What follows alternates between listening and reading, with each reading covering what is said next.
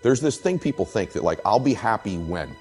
Once I get like this big, amazing home, or once I get this car, or once I get this relationship or an amount of money, then I'll allow myself some happiness. The problem is the finish line always moves. You never arrive there, right? The other part is people think, well, if I enjoy myself now, I'm gonna lose my drive. In other words, if I can just wire myself with enough pain all the time, I won't lose my drive or ambition. The truth is there's no correlation between the two at all. There's no relationship between you feeling complete pain all the time and losing drive. And so I talk about living in a state of blissful dissatisfaction. And so the more we can begin to reward ourselves with bliss, we're not going to lose our dissatisfaction. We're not going to lose that. And so for me, our brains, this dopamine hit you get when you do something successful, if you constantly cheat yourself out of that hit, right, biomechanically in your body, less and less in the future will you want to achieve the next level, the next dream, the next step. And that's why so many people stall out in life. They got to a certain point and they cheated themselves out of the bliss, out of the celebration. It's important that we celebrate our wins. We celebrate our lives because it causes us to want the next bite. It keeps us hungrier, not the reverse. And so for me, I want to live in a state of being grateful and blissful now, not waiting for some future place or date that may never arise. The people that win in life don't necessarily have more vision than you. See, it's not a lack of vision always that means that you are going to lose. It's a lack of a type of vision, which is depth perception. You think you're further away from the outcome, and so you pace yourself like it, and you jog all the time throughout your life. The people that win may have a bigger vision, but they have accurate depth perception. They understand how close their goals are, how close their outcome is, and they're constantly in a sprint to get there throughout their day. That means consequently, they get started earlier and they finish later. They get up earlier. Throughout the day, they're in a bigger hurry to get to the places they need to be because the finish line in their mind is so much closer. I cannot emphasize this enough to you, is just the pace and the way time shrinks for elite performers compared to the average. I'm telling you, the average performer could say the same things, read the same books, have the same schedule, yet the person who is in a bigger hurry throughout the day ends up winning the day, winning the week, winning the month, winning the year, and winning the life. And so please evaluate your pace. You should be in a so much bigger hurry than everybody around you. You almost have people telling you to slow down a little bit. You need to stop what's no longer needed. In other words, there were behaviors and thoughts you've had in the past that were needed to produce the results you currently have. But you need to stop what's no longer needed. Maybe you're continuing a behavior in your life that's no longer needed. Maybe you're continuing a thought or a worry that at one time was needed but no longer is. Maybe there's a stress or an anxiety or a belief you're holding true to be about yourself that maybe you needed at some point in your life that you no longer need. It could be something to protect yourself from fear, to protect yourself from harm, or to serve you in getting through a certain circumstance. But if we're not conscious of dropping a thought or a behavior that's no longer needed, we take old thoughts, old behaviors that served an old version of ourselves into trying to become the new version of ourselves. So ask yourself that question. What do I need to drop that's no longer needed? Is it a person? Is it a thought? Is it a behavior? Or is it an emotion? One of those things you probably are carrying with you from the past that maybe you needed to get through a circumstance. Maybe you needed to get through a relationship, through a setback, through a failure, or just to produce the results you currently get. But that thought, that behavior, that emotion, that person is no longer needed for you to go to the next level of your identity, the next level of your performance, the next level of yourself. Well, I think everything in our lives starts with our body. If you're a person of faith, you believe that's where your soul is housed, right? And so it's you do emotions. You don't just feel them, you do them. In other words, and you know this from things you've learned in your life, but like joy is an actual action, not just an emotion. We feel a certain joy, there's a certain breathing, a certain movement in our body. Depression and sadness is something we do. We're more hunched over. Our breathing is more shallow, right? So there's a correlation between the way you move your body and your emotions. They're directly, this is even before we get to dopamine hits and our nervous system being, I'm just telling you that the way you move your body is an emotion. You do emotions. And so when you move your body, you can't be in full workout mode, moving your body, running, walking, jumping jacks, jump rope, and be depressed. They don't go together simultaneously because your body doesn't get the connection. I'm moving like I'm joyful. I'm moving like I'm having sex. I'm moving like I'm happy. These are all joyful states. You can't be depressed simultaneously. So the quickest way to change our behavior, our emotions, and our state is with our body.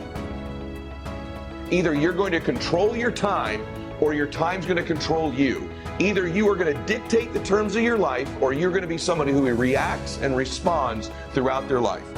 This device right here can both speed up time in your life or it can slow it down.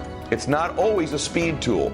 So one of the tips that I've covered before but not enough people implement that I promise you is a quality of max out performers that relates to their time is they control it. They do not react and respond. They dictate the terms of their life most of the time. And that means this: when you wake up in the morning, the greatest thing you could do for yourself is not touch or look at this device for 30 minutes to an hour after awakening. So that when you wake up, you take control of your time. You control the time. You control the beginning of the day. You get clear, you meditate, you pray, you stretch, you think, you go through a gratitude exercise. You control the first 30 minutes of your day. It sets a tone that I'm in charge of my time, not what enters this. I'm constantly in a crisis to get to the next version of me. It's not like I'd like to. I wish I only would like to.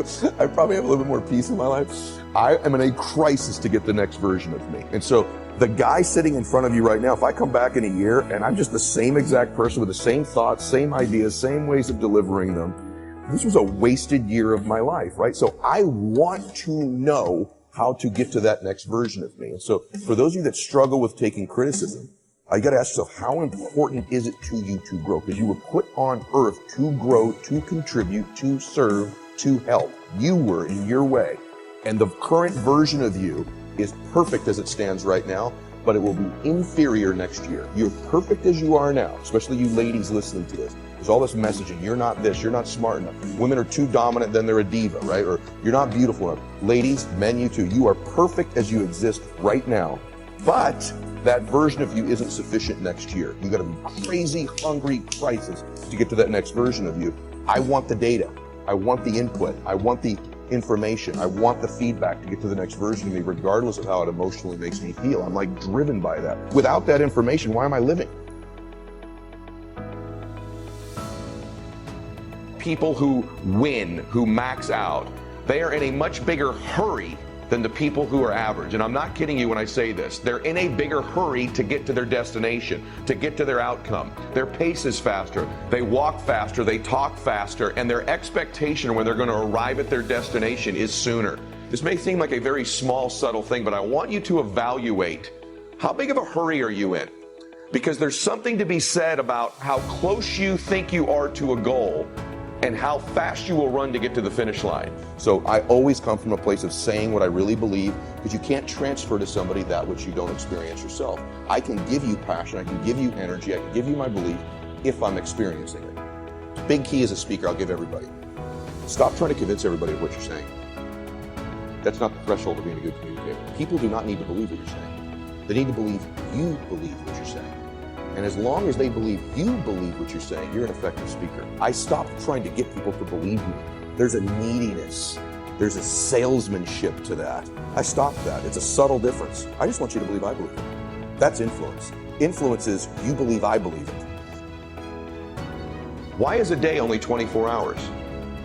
I mean, if the average people in the world, or the majority of people in the world, have a 24-hour day, why does that have to apply to you? Many years ago, I discovered, have you ever had a day where in 4 or 5 hours, you got more in the first 4 or 5 hours done or accomplished in your day than you had in a normal day? You ever have a 4 or 5 hour window, a 6 hour window, like you go, I've got so much done in these 6 hours, it's more than I get done in an average day. And what I found out was, max out elite performers, people that perform at the highest level, they get more done in a 6 hour window than most people get done in a day. And here's why. Most people measure a day by 24 hours. So I started to think, my day, my first day is from 6 a.m. to noon every day. That's a full day for me. So I try to get done a full day's work from 6 a.m. to noon because I no longer have a 24-hour day in my life. I have a 6-hour day. And so a day to me is that measure of time. It altered the complete direction of my life. It transformed who I am. So now from 6 a.m. to noon is a day. That's my first day. Every single week, 6 a.m. to noon, Monday morning. And what happens in that 6 a.m. to noon, there's a mental thing we have. I have a whole day to get all these things done. And so we stack and dictate and schedule our day over that 24-hour window of time. You'd be surprised if you shrunk the day to 6 hours, you can get the same things done in those 6 hours you used to get done in 24. And so what happened was, when I was in my early 20s, I went from having 3 days in the same window of time when the average person had 1. And I started to accomplish triple what the average person was accomplishing. Now, once again, you stack up 3 days in 24 hours over a week, a month, a year. In just 1 year, I end up with over 1,000 days, and I'm competing against people who only have 365. Think about the mind-blowing difference could be in your life if you ran many days the rest of your life. I'm telling you right now that my days are 6 hours long. You'll be, the amount of work you can get done, the amount of compounding that'll take place in your life, it's gonna blow your mind. Think about what would happen in your life if in a month you had 90 days and the rest of the world, the average in your life, imagine that for a second, the rest of the world only had 30. And you stack that up over a year or 3 years. How different would your life be? And I'm telling you, I'm an example of how different your life would be. You're going to get out of your life what you'll accept. That's really difficult for people, I think, to understand is, look, what you think you're worth, what you're going to tolerate is absolutely what you're going to bring into your life and what the outward part of your life is going to look like. And so I live by that. Like, I let myself sort of feel the pain and the difficulty of being not where I want to be in whatever that area is, whether it's my spirituality, my relationships, my money. I let myself feel that pain because, as you know, there's 2 motivators, right? There's the gaining of pleasure, right? Wanting to go get something, chasing the dream. But then there's the avoidance of pain. And for a lot of champions, that's a pretty big driving force for them. And so at least for me, I leverage both of those things on me to get myself to take action.